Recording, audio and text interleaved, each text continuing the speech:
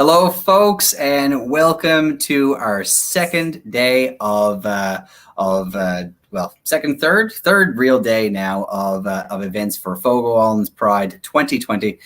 My name is Trevor Taylor. I am co-founder and co-director for Fogo Island Pride, and it is great to see you all. I really can't see you all, but I mean, by all means, jump into the comments and let me know if you're here listening to us today. A lot of people have been put together to get this on the go today, and we're very grateful that we'll be able to overcome some of the challenges that are being put to us because of COVID-19, and we've had to reimagine how we do things a bit. So a big thank you to our panelists from yesterday, TJ Lightfoot, Jake Decker, Claudia Lilly, and Jerry Rogers for showing up and having a great discussion on LGBTQ2SIA+ issues in rural Newfoundland and Labrador, and really throughout Canada. We've got a lot of great feedback, and I've gone back and I've rewatched it a bit, and I think it's definitely something that it's great that it's now been put on record and it's available now on our Facebook pages. And if anybody wants to go back and watch that. Speaking of which, we've also got our own social media channels up here. If you already don't like, follow, subscribe, whatever platform it is, Fogo Island Pride, please do that to keep up to date with all of our events this week, so you don't miss out on anything. So today's panel, as was up there a second ago, and if you're here, I'm sure you already know what it is.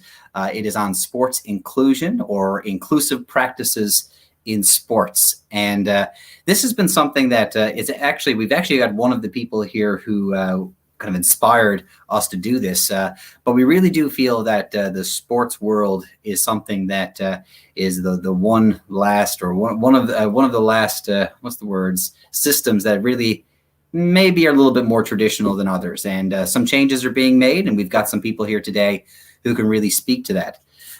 So we do have our performer, as again, because what's a show in Newfoundland Labrador without a bit of tunes. We've got Jamie Moran here, and he is going to regale us with 3 sets this afternoon. We've also got Sydney Burton, Cody MacDonald, Jessica Webb, and our very own physical education teacher and athletic director here on Fogo Island, Janet Keefe, is going to be joining us for our discussion this afternoon. First and foremost, again, I'd like to remind everybody that this is definitely a place of learning, that we're all in different places in our understanding of gender identity, gender expression, sexuality, and people are encouraged to take risks. And because of that, things might not always be said completely accordingly. But again, we're here and we're all learning together, and it's about getting the word out and having these conversations. One other thing too is that because this conversation may involve some things that might remind people of traumatizing events, we have provided a support room for anybody who is experiencing basically just needs someone to talk to. I believe that link, that link is there on the bottom. It is a Google Meet room, which I believe you can, if you've got a Google account, you can sign into right away, but you can sign into it as a visitor as well. So that's going to be in the chat as well. If you need some support, that's the place to go. And one more thing before we get started, and Jamie's going to kick off our afternoon in a second. We do have a Growlers prize pack to give away today. So if you are watching right now, in the comments, let us know if you're watching, where you're watching from, listening from, whatever the case might be. Tag a friend, tag 2 friends. At the end of all this, we're going to take a random draw of all of our those who viewed this this broadcast here tonight, and we'll pick a lucky winner that's got. I believe there's some pretty good swag in here that the Growlers have donated to us. We're going to talk to Cody a little bit later on. He's going to let us know about the great things that the Growlers are actually doing, really to advance LGBTQ2SIA+ issues. And I believe there's a what I would call what my father would call the strap shirt is in there, with their awesome new logo, or their stylized logo, a puck. There's something else in there too, a wristband. But yeah, some great things that we can give away, courtesy of the Growlers Hockey Club that they've donated for us to be able to give away today. So get in the comments. Let us know where you're listening and watching from. Tag some friends who you think would enjoy this. All right. And now before we get going any further, we are going to take some time to do a land acknowledgement and for Fogo Island Pride's commitment to BIPOC Canadians. So we're going to take some time to do that first. So, Fogo Island Pride would like to respectfully acknowledge the territory in which we live and work as the ancestral homelands of the Beothuk and the island of Newfoundland as the ancestral homelands of the Mi'kmaq and Beothuk. We would also like to recognize the Inuit of Nunatsiavut and Nunatuavut and the Innu of Nitassinan and their ancestors as the original people of Labrador. In addition, we stand in solidarity with the diverse persons and people of this province as we search for collective healing, reconciliation, and the reimagining of our social, political, and economic structures to end the systemic racism which further marginalizes Black, Indigenous, and Canadians of color. All right. So with that, we will get our show and our discussion started. So we're going to bring up Jamie. We're going to bring Jamie into the stream. Hello, Jamie. Good evening. Good evening. There we go. So for anybody who doesn't know or wasn't part of Fogo Island Pride's events last year, Jamie and his partner in crime, but not his partner, Maddie. Maddie was on our previous panel. We're there for the ad originally for our art auction, I believe, is where you popped up. Indeed it was. Yes, and you've graciously agreed to come back and help support us again. So thank you so much. I'll leave it up to you to give the people a good idea of who you are and what makes you tick. All right, lovely. Thank you. All right. Well, I'm broadcasting here to you this evening from a small 6 by 8 foot room in my house in Pooch Cove. And I am very, very, very, very happy that I am able to work with Fogo Island Pride again this year. Going to Fogo last year, it was my first time there, and I had an absolute ball, and I met so many great people. Trevor and Evan were definitely some of those great people. So the first set of songs I guess I'm going to do is it is a set of tunes that I usually like to open up my my shows with, because it's a very happy upbeat kind of set, and I always find it, I always find it to be a very, very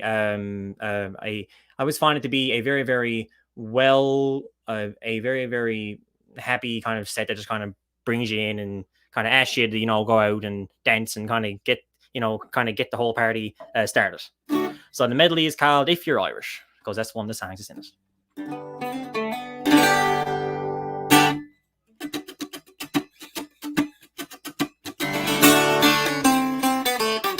Well, if you're Irish, come into the parlour, there's a welcome there for you.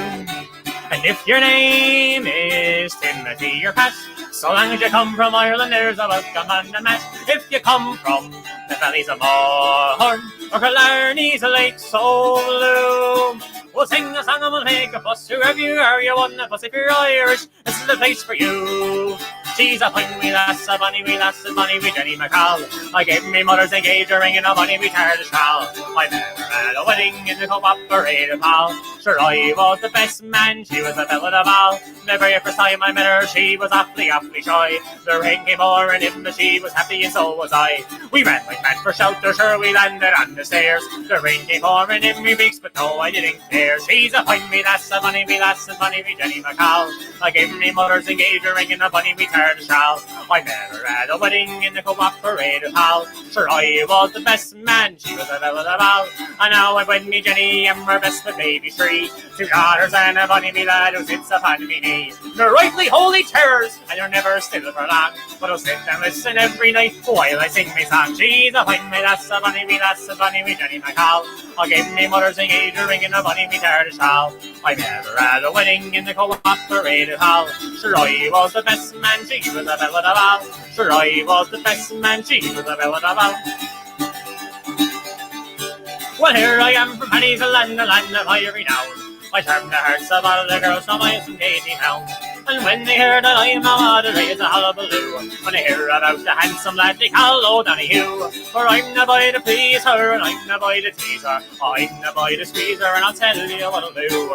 I'll murder like an Irish band with Rogue and Barney too. They plan to me frolic and frolic and holic and frolic and bold old Donahue. They say that Queen Victoria has a daughter flying in grand. Perhaps she'd take it into her head and marry an Irish man. If only I could get the chance to have a word or two. Perhaps she'd take a notion to the bold old Donahue. For I'm the boy to please her, and I'm the boy to tease her. I'm the boy to squeeze her, and I'll tell you what I'll do. I'll court her like an Irishman with Rogue and Barney too. They find me rollick and frolic and holic and frolic and bold old Donahue. Me rollick and frolic and holic and frolic and bold old Donahue. 2, 3, 4. Well, if you're Irish, come into the parlour. There's a welcome there for you. And if your name is Timothy or Pat, so long as you come from Ireland, there's a welcome on the mat. If you come from the valleys of Mourne, or Killarney's Lake so blue, we'll sing a song and we'll make a fuss. Whoever you are, you're one of us. If you're Irish, this is the place for you. We'll sing a song and we'll make a fuss. Whoever you are, you're one of us. If you're Irish, this is the place for you. There you go. Thank you so much, Jamie. I think you've got us energized, I would say, for our conversation here now. So we'll Awesome. put you back. Yeah, we'll put you back in the wings. Thanks so much. And I believe we've got Jamie's social media accounts scrolling, or we'll put them up after if we haven't already. So if anyone likes what they hear, they know where to find you. Lovely. Thanks, Bob. All right. So so our first panelist is Sydney Burton. So we're going to bring up Sydney here. So everybody knows my friend. So Sydney's been involved with all out for about 15 years. They played our junior man level provincial team.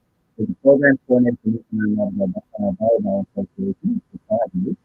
They coached the team NL at Eastern League and national championships for 10 years.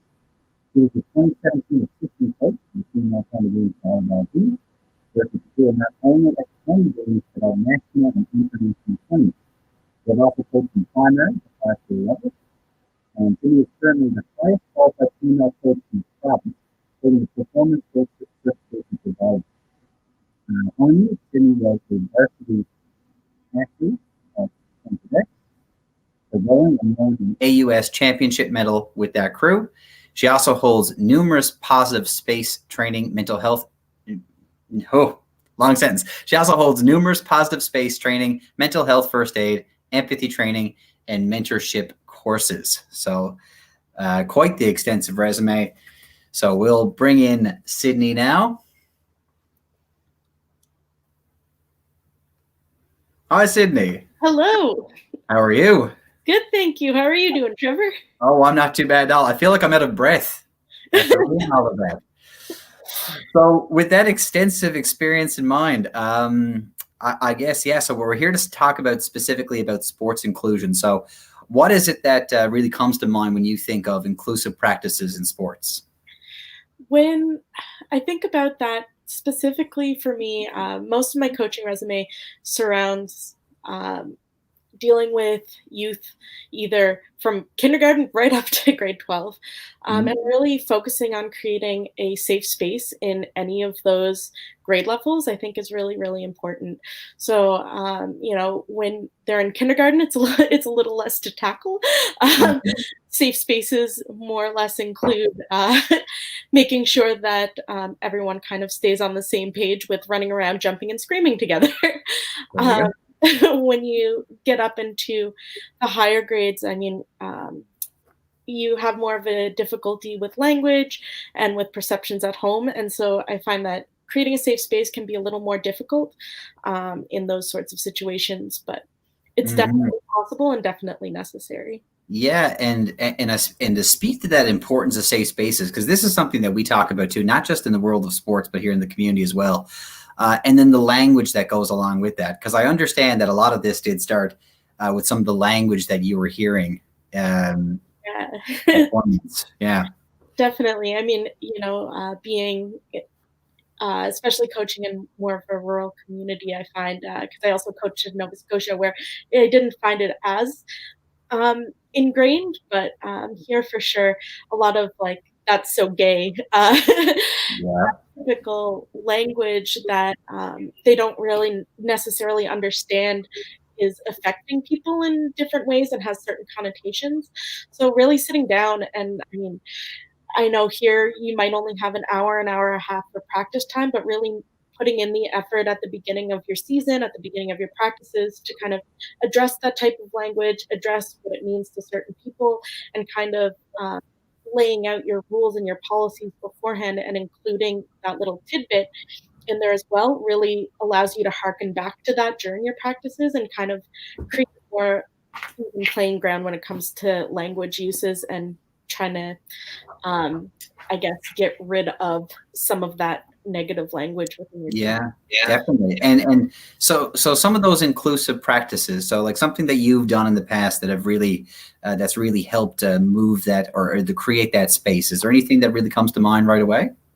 Yeah, I mean, so I guess it's a little twofold. Coaching grade sevens, I oftentimes, you know, I have kids stuff volleyballs up their shirts and pretend that they're pregnant. So, And I would say, speaking as an educator, that makes 100% sense at the grade 7 level. Please go yeah. on. So having starting off with seeing something like that and then bringing in the ideas of gender and the ideas of sexuality when it comes down to the way that they display some of those actions and really taking the time to have those conversations with them and sitting them down and saying, okay, what do you think about this, expanding on what their ideas are about gender and on sexuality in kind of easier words and a little not explicitly, right? But kind of introducing them to the idea that there are different people in those sorts of teachable moments, I think is really key.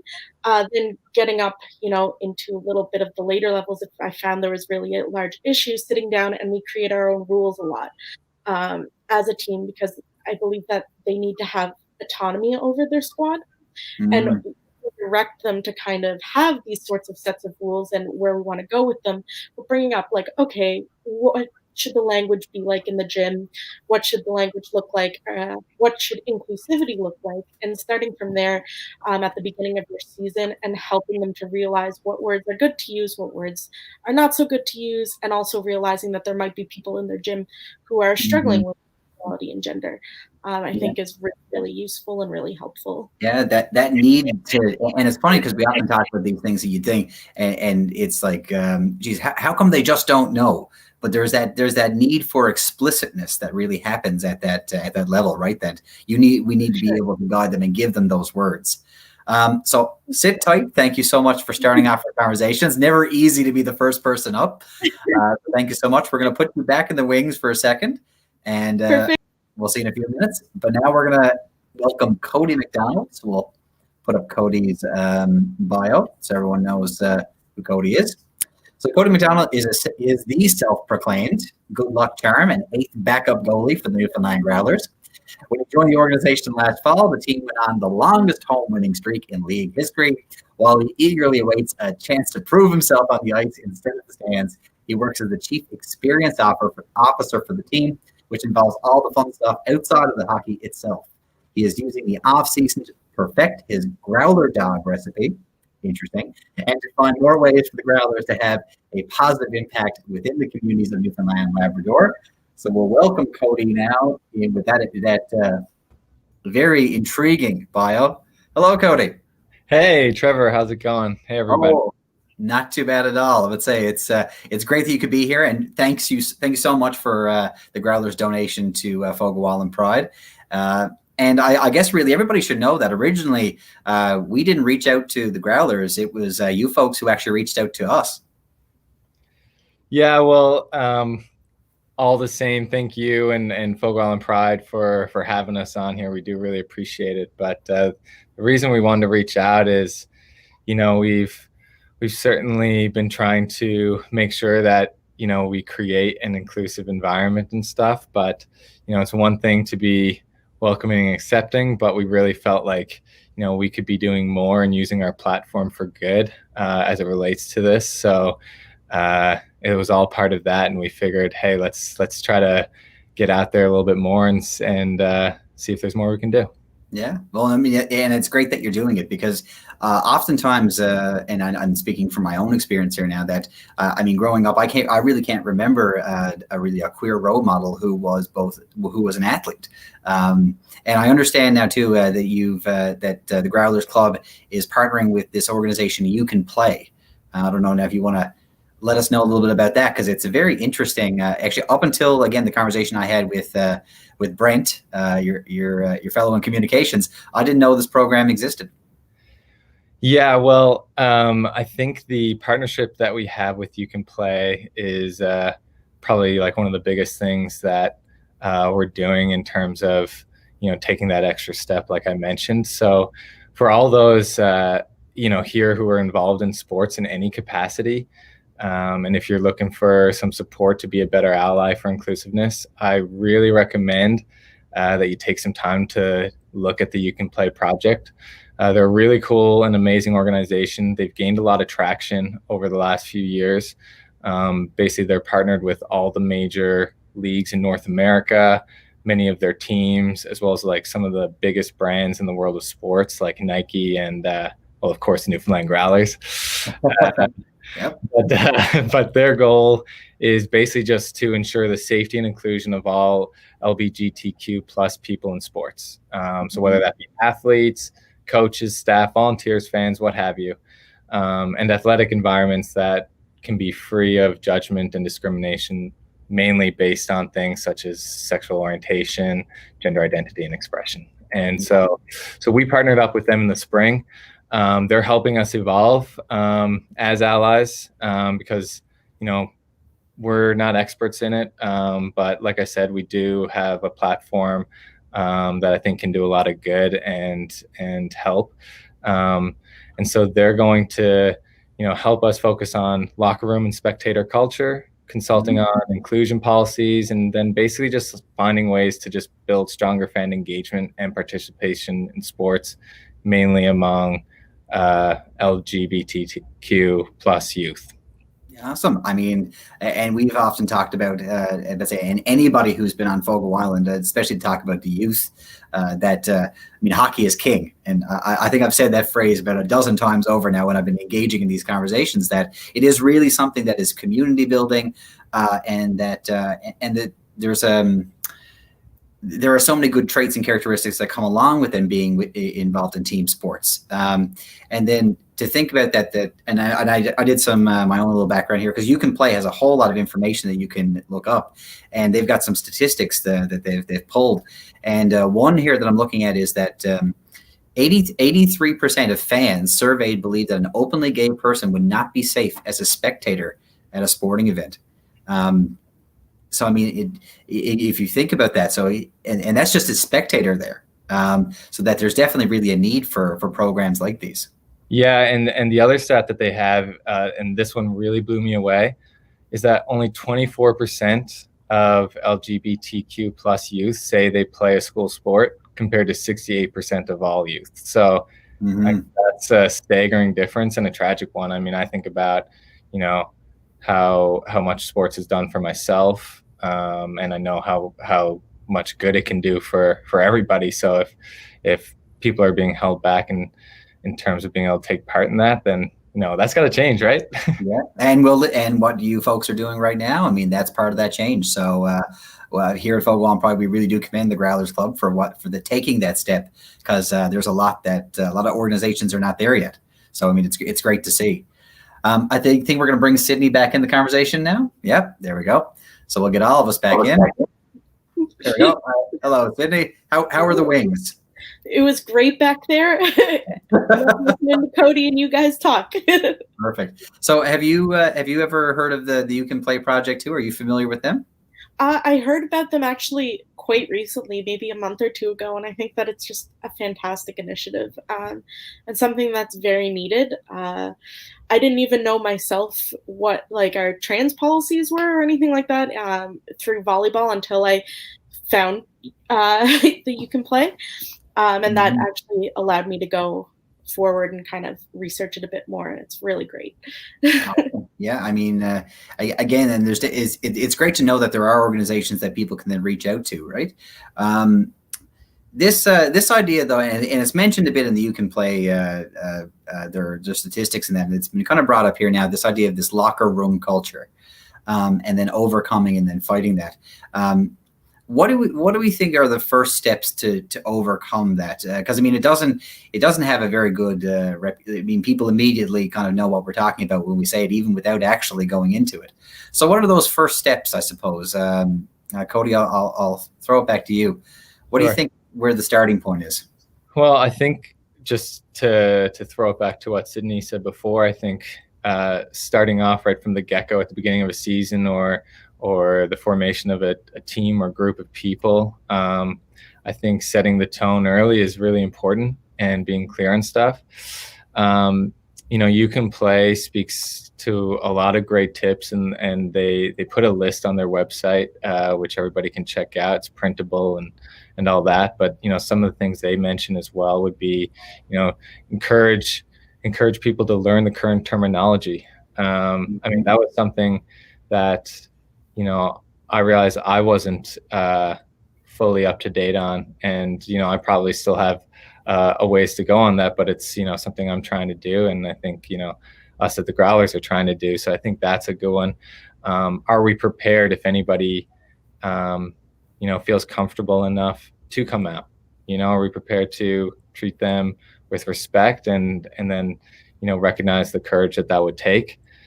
And then I think finally, before we can pass it back over to Sydney, I guess, would be just engaging the team leaders. We got to make sure that we all hold each other accountable. So if we see a slip up or something that's not showing that respect or the inclusiveness that we want to show, well, that's on everybody to jump on that right away and help each other learn. Yeah. And I'm glad you just ended it that way, that it really is. It's not a punitive thing at that point. We're not looking to punish anybody. It's correcting that mistake and then moving forward and recognizing that there very could be, well, I would imagine trauma then behind that and then harm behind that. Sydney? Yeah, that's a really good point to end on, Cody, because I think it really does come down to like empowering your players to be able to, so that they feel comfortable either bringing situations to you or to the team if anything is happening within that locker room, but also giving them the tools to be able to properly communicate and how to manage that conflict. So being able to actually give our athletes those tools and give our athletes the ability to speak up, even if it's someone within their team, I think is really, really important. And really worth your while to try and build that within your team atmosphere. Excellent. Yeah. And we've talked about this before too, that role of the coach and how important that coach is. If there are any coaches out there, again, now what's the first step? What's the immediate go-to, do you think? Where do we think that they should go? So for your first step for educational purposes, I would say probably Google. I'm genuinely unsure. I think that a huge piece that's missing in a lot of the national coaching certification programs is dealing with like LGBTQ youth and dealing with these sorts of levels of conflict. We do have like an ethics and a conflict resolution portion, but it's not really specific to the youth themselves, and trying to get involved in any mental health first aid training or any mentorship training or positive space training that you can find. There's always courses floating around online, but it really comes down to, I think, building the culture that you want in your gym and maintaining that culture. Mm-hmm. Cody, do you want to speak to that too? Yeah, maybe something I'll just add is, I think, a lot of coaches or a lot of people, they will speak to, being accepting of everybody. And that's, a great thing to make sure we all put out there and stuff. But, take it a step further. Like Sydney said, like first, make sure you go and you educate yourself. But then, actually like call it out, like say LGBTQ plus, make sure that we're saying that homophobia and transphobia is not tolerated. Like, don't just say we accept everybody. Like, let's speak directly to the issue. I think we got to start taking things the extra step. Mm-hmm. Yeah, and really focusing in, narrowing in, and making purposeful and intentional actions to overcome those challenges. Definitely. Well, thank you both so much. That's our first segment. We're gonna get you folks back towards the end to do a full round all the way around. So thank you so much to Sydney and to Cody. Thank you. You're welcome. And I think we're about halfway through our show. We're right on time today. We're doing pretty good. We're gonna get Jamie back. There's Jamie. With the wave, I was about to say. What do you think about it all, Jamie? I think it's all. I think there's been a lot of great ideas and tips that are being kind of talked about, and there was something that it was something that kind of stuck with me too. Was something that was said was that the kind of world, I guess, of sports is one of the last kind of more traditional kind of worlds, I guess. Yeah. But I would say that doing, these kind of panels and stuff is definitely a step in the right direction, and getting a lot of different people involved for sure is definitely a great step forward for sure. Awesome. All right. Didn't mean to put you on the spot. You became a panelist. Oh no, it's okay. It's okay. Awesome. Okay. Well, the stage is yours, sir, and we'll come back after a song. Lovely. All right. Thank you. All right. So here's some kind of softer music to kind of reflect, I guess, on the kind of thoughts and the things that are being talked about. This is a song that's very, very personal to me. My mom's maiden name was Penton, as in the Pentons that came from Joe Bat's Arm South and Fogo Island. So my great grandfather Penton left Joe Bat's Arm South, and somehow, some way, I don't know how, because I wasn't kind of kicking it back then, but somehow, some way, my great grandfather Penton left Joe Bat's Arm South. It somehow ended up in Pooch Cove, and 4 generations later, here I am playing for you guys. So it was a real treat to be here. And when I was in Fogo last summer, I had the chance to sing this song multiple times. 8 shows in three days. So I probably played it 8 times. But anyway, it's a song called The Joe Bat's Arm Longliners.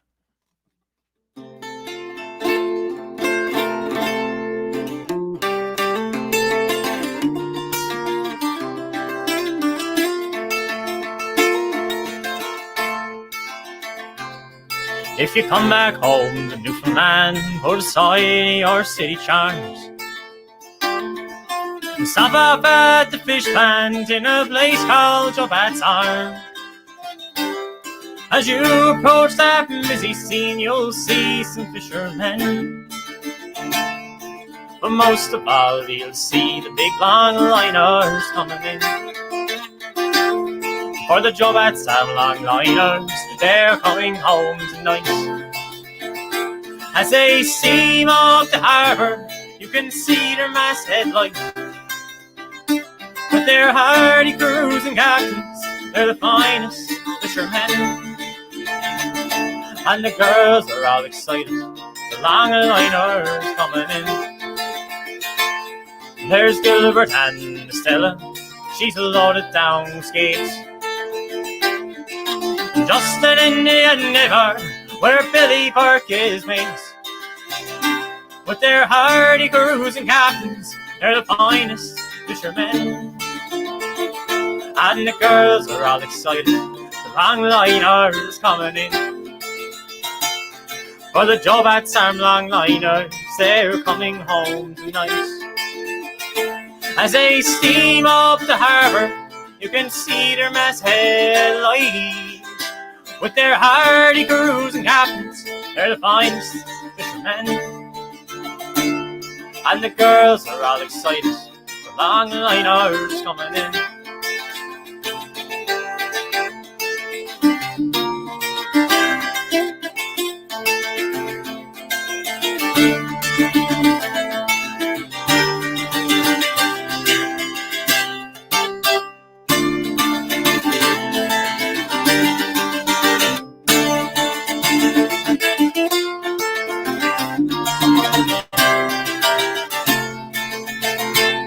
They'll be dancing at the motel until the early dawn. And the finest band in Tilting Club was swinging arm in arm. And all those pretty island girls all serving up the beer. For tomorrow morning all the boys must be back at the pier. For the Jobats Arm longliners, they're coming home tonight. As they steam up the harbour, you can see their masthead light. With their hardy crews and captains, they're the finest fishermen. And the girls are all excited, the longliners coming in. For the Jobats Arm longliners, they're coming home tonight. As they steam up the harbour, you can see their masthead luggies. With their hardy crews and captains, they're the finest fishermen. And the girls are all excited, the longliners coming in. And the girls are all excited, the longliners coming in.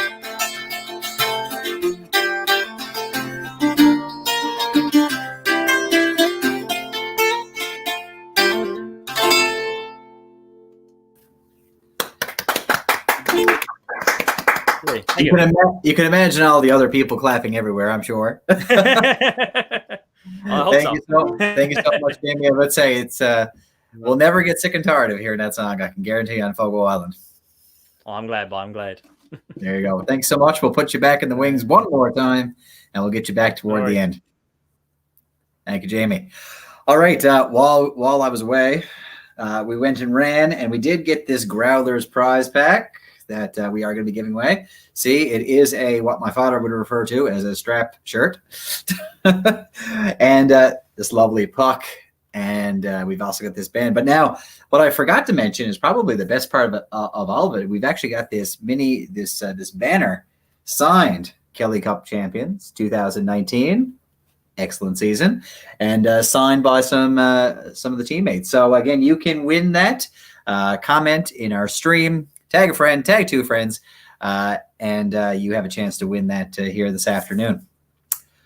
All right, so we're going to get to the second part of our panel now, and this section really now focuses, I guess, on education as a whole. Anybody who knows me knows I'm a principal here at the school, teacher for about a decade going on now. So education is very much part of what I do and who I am, and part of Fogo Island Pride. And with that, the person who, or at least one of the people who really was the inspiration behind this panel, we'll put the bio up and we'll talk about Jessica so everyone knows who I'm talking about. But she was instrumental in, I won't spoil it. But we've got here, so Jessica Webb is the program itinerant for safe and inclusive schools in the Avalon region for the NLESD, and that is our Newfoundland and Labrador English School District, and is passionate about LGBTQ2 SIA plus inclusion. In her spare time, she plays ultimate frisbee, one of the most inclusive sports around, which is one of the reasons why it is ultimate. That sidebar is needed. All right, so we'll bring in Jess. Hello, Jessica. Hi, Trevor. How you doing tonight? Oh, I am not too bad at all. I was about to say, I said yesterday that we were like 3 or 4 days into a heat wave here, and I think it's continuing. So we're enjoying ourselves. Yes, my cat has been complaining about that. My cat says with a fur coat, this is not a good situation, but I'm soaking it all up. There you go. All right, so I've said that you were the inspiration behind this, so I guess we're going to have to let people know what I mean. Well, I can't take credit for all of it at all, but we, the program Itinerants for Safe and Inclusive Schools, we do an awful lot of things, but one of the biggest parts of our job is 2S LGBTQ plus inclusion. And so during the pandemic, we wanted to make sure that folks in the community had support. And even if, at home and cut off from school, we were trying to look for a way to connect people. So we decided to have a virtual GSA, and that was done in partnership with the Canadian Centre for Gender and Sexual Diversity, who we've worked with before for in-person GSAs or different events. And in fact, there was supposed to be an in-person Free to Be Me forum in Corner Brook. And it got postponed, of course, because of the pandemic. And then we said, well, why don't we just look at doing this virtually? And so having sessions for students, we said, well, we should also look at something for educators as well, because we need to start with ourselves. And so we had an educator session as well on sports inclusion, and more than 120 people signed up. And not only did 120 people sign up, but we had a number of other people who said, I'd really love to be part of it, but I can't. But what about making it available? What about having more sessions so that coaches could also get this really valuable information? So it was a really great session, and lots of good discussion. And we're looking forward to having more education sessions, because we need to increase knowledge, understanding about 2S LGBTQ plus topics. Awesome.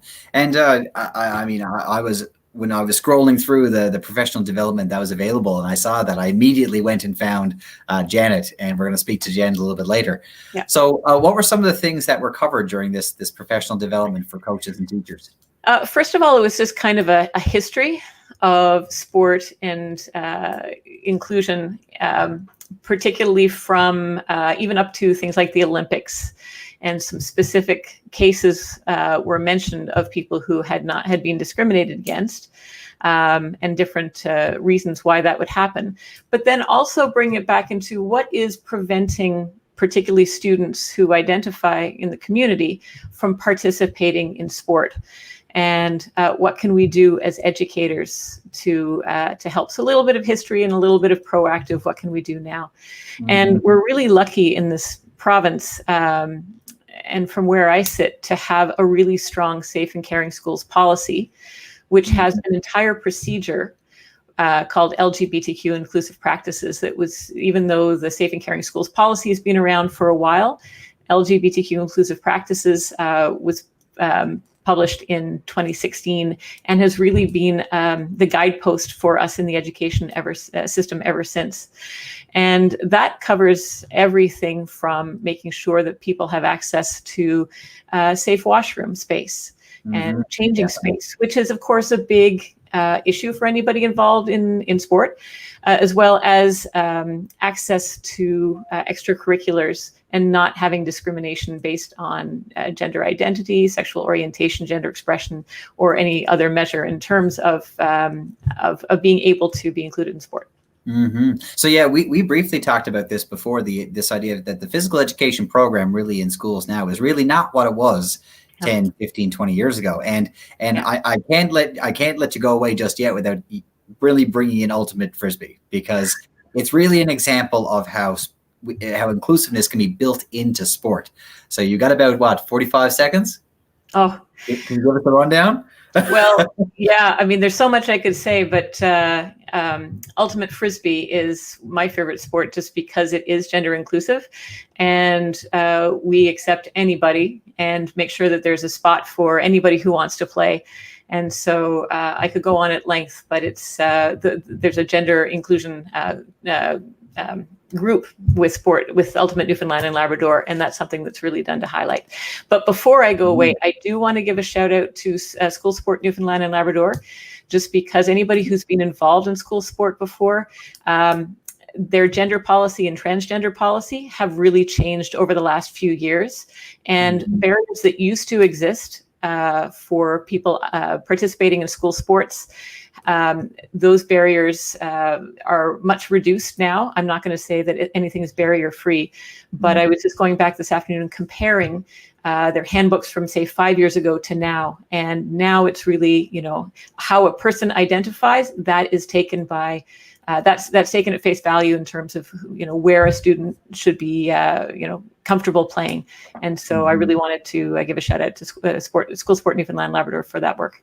Excellent, and that is a monumental shift, especially in a system that has been so historically traditional. I mean, even we think about the teams now at the professional level, still, and the wide debates that happen at that level when it comes to those who identify as male or female, and all of the issues that come along with that, or even the non-binary folk. So thank you. We are going to get you back at the very end. So if there's something that's still burning at the tip of your tongue, you'll have an opportunity. But we're going to bring in Janet now, I believe. Janet Keefe. We're going to bring up her bio first. And Janet, I roped Janet into this. So Janet Keefe is a K-12 physical education teacher and athletic director at Fogo Island Central Academy. She is an avid mental health advocate and serves on the board of directors for the Remembering Robbie 5K for Mental Health, an annual community event which raises money to support mental health initiatives in Twillingate and the surrounding area. So thank you, and we'll welcome Janet. Hello, Janet. Hi, Trevor. How are you? I'm watching. Happy Pride. Happy Pride to you too. I'm about to say we're on day 3. I see you've got your living room decked out. I try. I love it. So you actually like rainbows. There you go. So you actually went to this PD. You participated in the PD that Jessica was just talking about. Yes, I did. Yeah. So some takeaways. What stuck with you? The sticky thoughts. Well, luckily I have my notes right here, Trevor. Wow.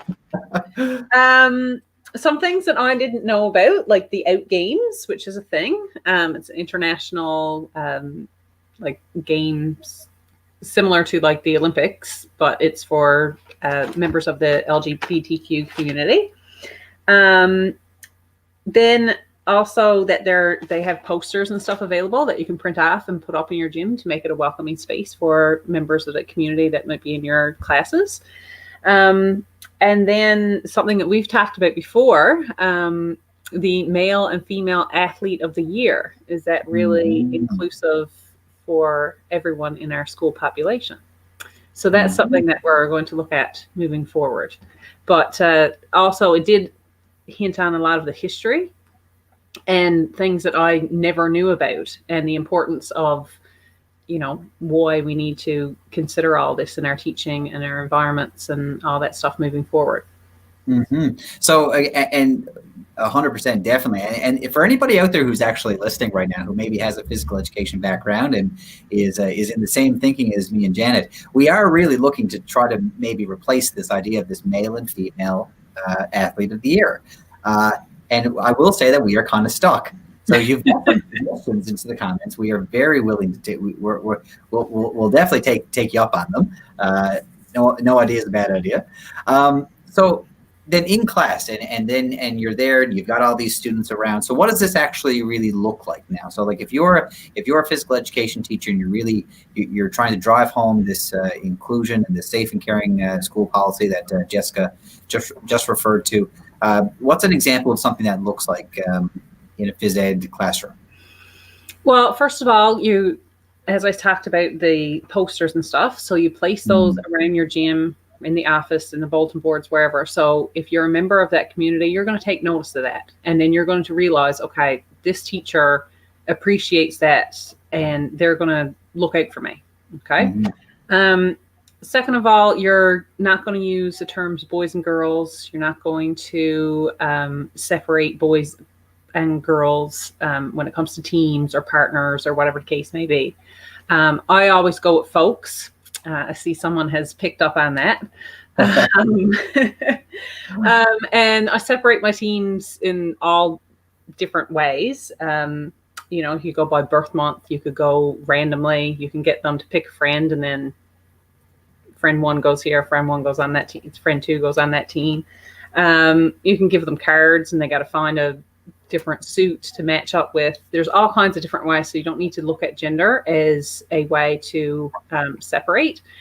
And also, if we're playing a sport, because phys ed is now very much activity based, not traditional sport based. So we're not necessarily always playing a sport in phys ed. But if we do, and we're playing with teams, I don't separate, you know, the girls play against the girls and the boys play against the boys, because everyone has different activity levels. Everyone has different comfort levels. So I usually, if, say, for example, we're doing volleyball, then we have 2 nets put up. On one side, we have the competitive group. On the other side, we have a fun group. So if you just want to play for the sake of playing, you go up here. If you want to play with a little bit more competitive, you're going to keep score and you're trying and all that sort of stuff, then you go down here. So everyone's playing where they feel comfortable, and gender is not a part of it. If you're a competitive girl, you go down here. If you're a competitive boy, you go down there. If you're a fun boy, you go up here. And then each class, it differs. Sometimes you might feel like playing competitively. Other times you might feel like playing for fun. So I hope that everyone feels comfortable there. I don't know. I haven't heard that they don't, so that's a good thing, I guess.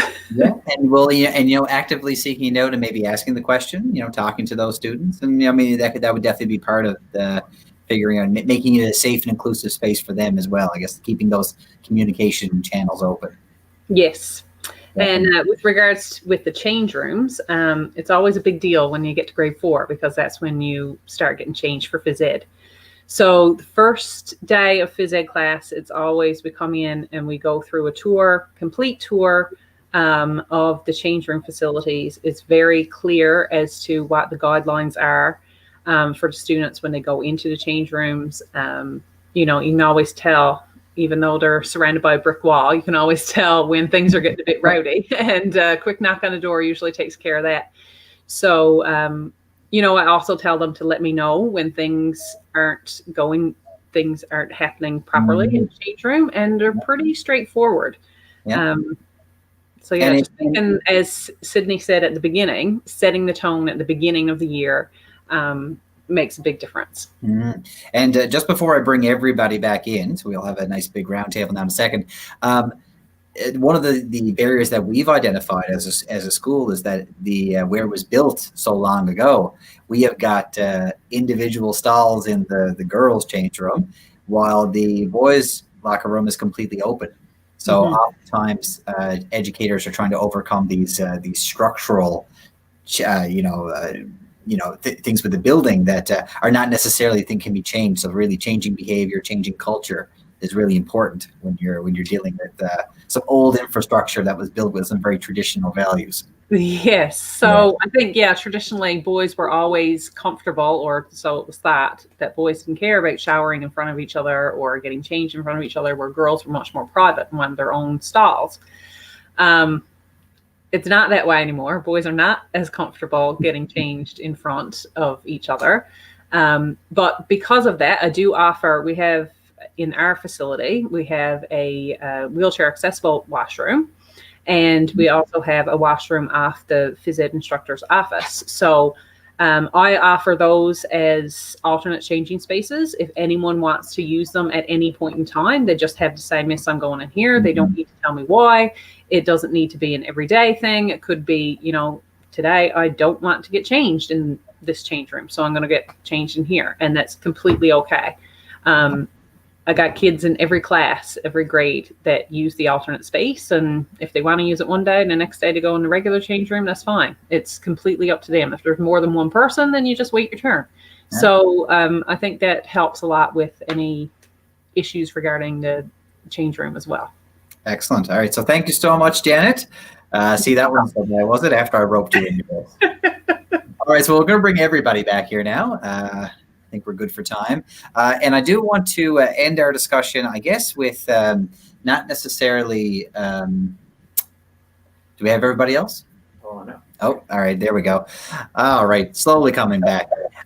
And I guess speaking about the importance of sport in building community, because I feel that we've talked about statistics here that have really shown that the LGBTQ2 SIA plus community has been kind of on the fringes of that, and then really like within a community, how important sport actually is in creating a culture. It really just broadly we can touch on queer issues throughout, but I'll bring it over, I guess, to Sydney first. What do you think of when you really think that building culture within and building a sense of community? Yeah, I think sport is a really fantastic place to build great citizens and great socially active kids and youth and adults. Having, that special time in a gymnasium that's still structured, but outside of school and outside of work is really something that can help your mental health. It can help create a spot. I use mine as little volunteer pods for the community. And we kind of go out and become really community involved. And also just having that support structure of your teammates where it's a place where, again, if the tone is set properly, is a safe space for you to come if you're having trouble with school, if you're having trouble with work, if you're having trouble at home, that you can just come in, vent to someone, to your coach, have that extra ear and a place to find and seek help. And I think that that's really, really important for a community to have. Awesome. All right, Cody, what do you think? What are your thoughts on that topic? Yeah. Sports is just so good at bringing people together, right? I see it all the time through the Growlers and our fans. We have, people from all different walks of life, and, they all come together just around love for hockey or love for the team, love for the sport. And, if it wasn't for that, would they get together and develop those relationships, in a different way? I don't know, but I definitely see how this facilitates that, and it's always really cool to see. And that's the way it's probably most evident to me when I think about it. Yeah, and we really have those structures there that really bring people together and engage with each other, and they don't exist everywhere, right? Jessica, how about yourself? If you think about your ultimate frisbee, I guess you would call them teammates. Yeah, your absolutely. Experiences. Yeah. Well, thinking as well, just in terms of, we want schools to be a place where people feel like they belong. And so that is, and sport has a big part in that, I think. But more than just sport activity, we want people to be healthy and active through their whole lives. And so the more that we can do to promote that sense of belonging, inclusion, and activity, the better that we can be. I'm just following up on what Janet was saying about making sure that we see these spaces as being open and welcoming for everybody, and not just having a space where, this is where this group can go and change, but just saying, hey, anybody who needs a space, this is your space. So I think that's really important. So the belonging and the community is really important. People have all kinds of different identities. I think athlete is a great identity. Awesome. And I guess really then having the foresight to think about this up front and not have to react to something then after the fact. To purposefully go in there and say, I'm going to make this space open and inclusive, and this is how I'm going to do it, right? And not have to play catch up after maybe something traumatic has happened. We talk in building design as well as in education about universal design so that everybody can use it and then people can find their way through. So we design our spaces, and whether that's a physical space or a learning space, as being open and welcome and being a space where everybody can feel like they can get something out of it and belong, then I think we're in a good place. Awesome. All right. And Janet, I think you're going to get last word on this one. Before you go ahead, though, I do need to point out Trevor Murphy has been in the comments and has been supporting Cody, I do believe. Cody, what's Trevor's background again, or what's his title? Yeah, so Trevor is vice president of the Growlers and helps oversee all the player and hockey operations for us. So he's by my side. I know I'm the one on the screen, but he's and others within the organization are definitely here in full support. Awesome. All right, I would say I couldn't let y'all go without pointing that out, because he's been a comment warrior. There you go. And Janet, last word to you, community and sports. What do you think? Well, I'm a phys ed teacher, so obviously I grew up playing sport. So as an athlete myself, as a fan, as a coach, from all sides, sport is so important. And there's nothing like it. There's nothing like getting in that championship game and being, down by a couple points or a couple goals or whatever, and then making the comeback or not. And still all those feelings and going through all of that with all of your team and the relationships that get built between the parents and the students and everyone involved. It is so important. And those are the things that, you carry with you. And it does develop, your volunteerism, because as you grow older, then you see the importance of sports. So you become a volunteer and you get involved. And that needs to be offered and available to everyone, regardless of anything. Everyone should have that opportunity to get that feeling. And all we can do is try to make it as best as possible so that everyone gets there. That's right. But say and see if we can fight some of those statistics that we saw earlier, and recognizing those barriers and doing things to overcome them. So thank you so much, Janet, Sydney, Cody, and Jessica. This has been a great conversation. I loved every minute of it. Big pats on just pat yourself on the back, because I can't do it. I can't do it virtually. A round of applause for everybody. And we'll put you back in the wings. Thank you so much, folks. And I think we've got one more performance from Jamie before we sign off. We are going to draw for the prize pack after we've closed down the live stream, and we'll announce that on our social media pages. So if you haven't already got in there yet to make that comment and tag your friends and all that, do that now, because we're going to be drawing it forward after the fact, not on the comments that come after the live show. All right, Jamie, there you are. Yes, sir. All right, sir. So you really get the final word here, and to go out in song, I think, is the best. If you had to choose to go out in any kind of way, going out in song, I think, is probably the best route. So what do you got for us to end it all off?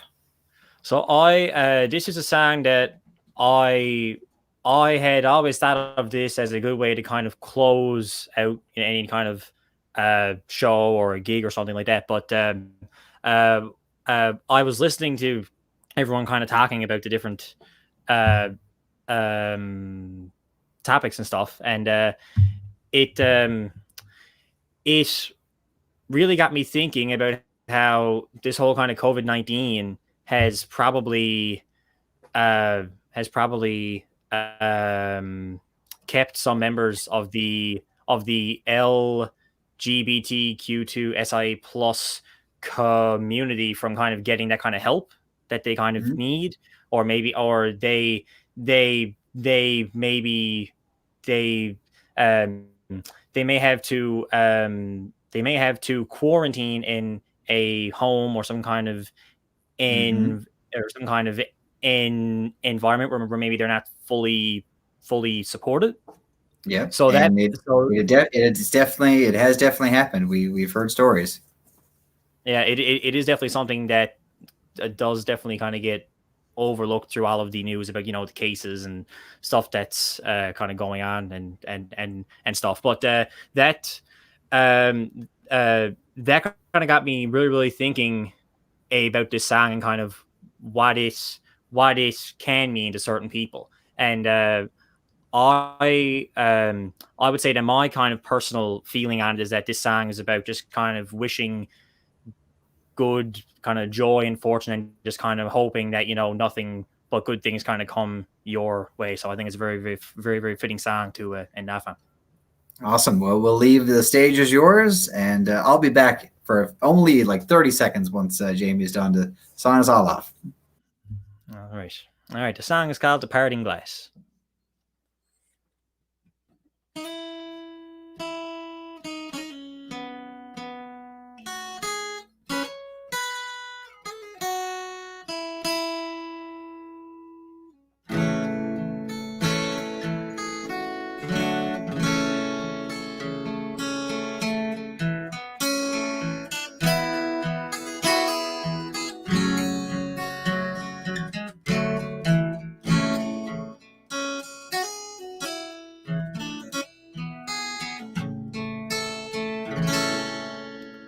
Of all the money that e'er I had, I spent it in good company, and all the harm that e'er I've done, alas, it was to none but me. And all I've done for want of wit to memory now I can't recall. So fill to me the parting glass. Good night and joy be to you all. Fill to me the parting glass and drink a health, whate'er befall. I'll gently rise and softly call. Good night and joy be to you all.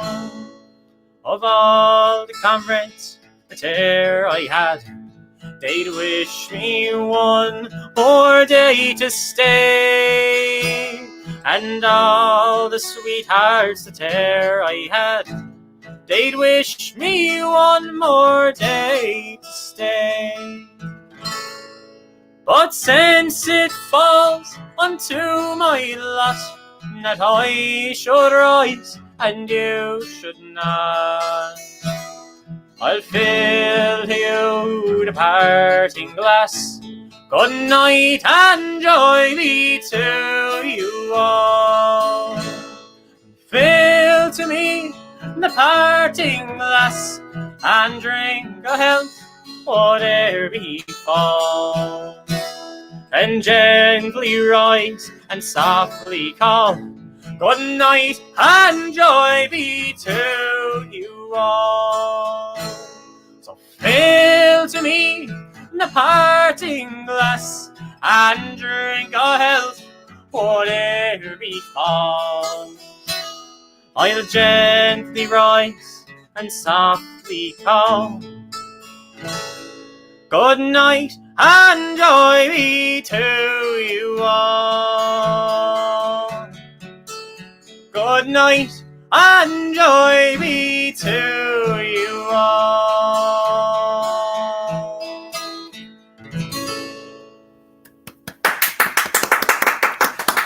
Thank you so much, Jamie. I think that's the ceremonial end for many a good night for a lot of people. Indeed. For a lot of years.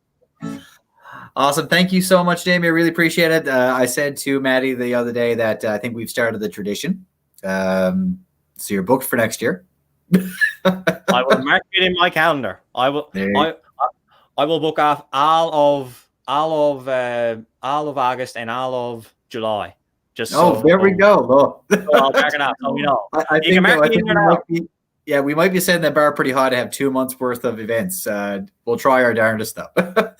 Yeah, all right, thank you so much. We'll do it. Thank you so much, Jamie. We're going to throw you back into the wings, and we'll wrap things up here.